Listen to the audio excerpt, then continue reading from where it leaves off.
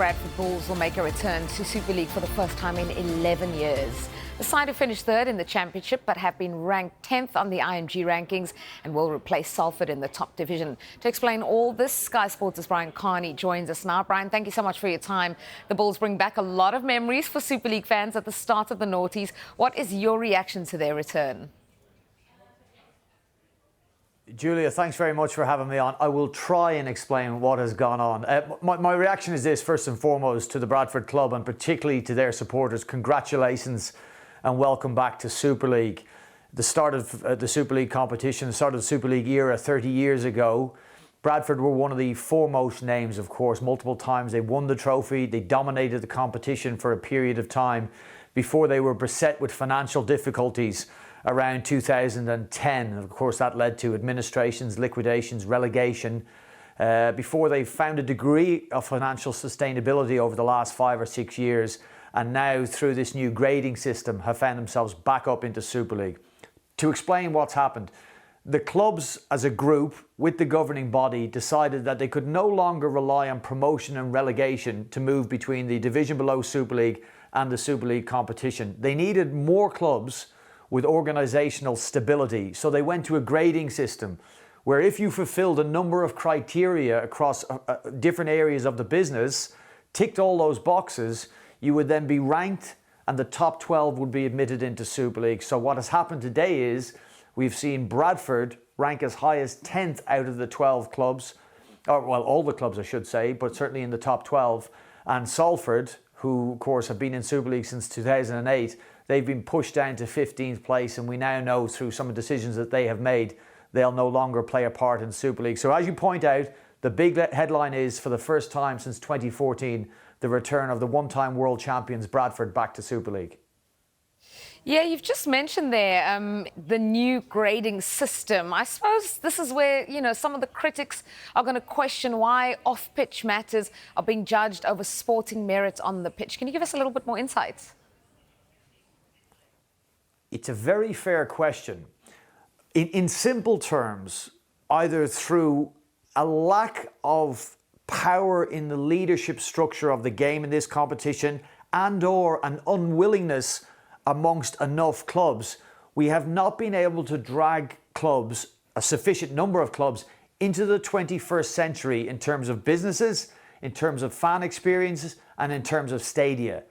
So the clubs and the governing body, to their credit, sat down and said, how are we going to get to the 21st century, to embrace digital, to embrace new stadia, to embrace that fan experience? Let's go with a partner in IMG, create this grading system, and then that will compel clubs, because there's a stick at the end of this. Stick is relegation from Super League, and the carrot is promotion via the grading system. That's how we've got to this. We have said that promotion and relegation left us too vulnerable to weaker sides without organisational capability in that first division to come into Super League and then find themselves swamped. So the whole idea is that if you come into Super League now, off the field, you'll be prepared to offer the fans and sponsors and players a 21st century experience.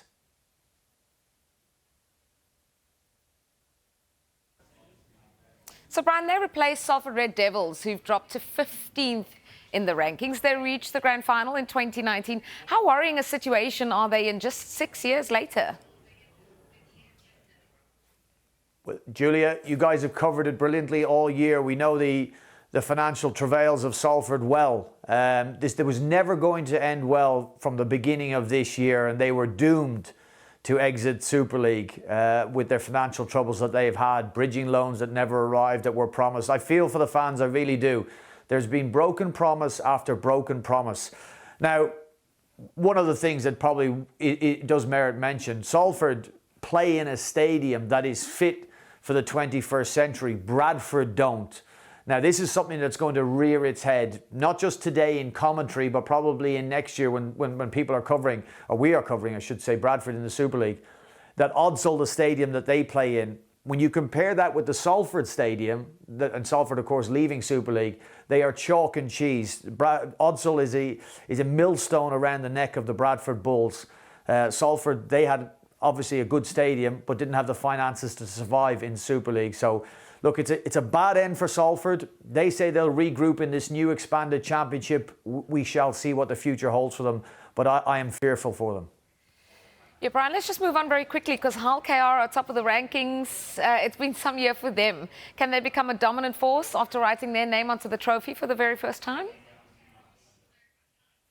There's no can about it. They are a dominant force. If you win the treble of the Challenge Cup, the League Leaders' Shield and a grand final against the side, the quality of the reigning champions like Wigan, well then you are a dominant side. And I can see nothing that would suggest Hull Kingston Rovers, with the financial might that they have behind them, I can see nothing to suggest that they won't be there for a few more years. Of course, Julia, I will just point out, tomorrow there are some big announcements that you'll be covering as well when we have teams 13 and 14 admitted into Super League. And if you think the commentary around Bradford today was interesting, wait till tomorrow. Okay, we'll have to wait till tomorrow, Brian. Thank you so much for your time.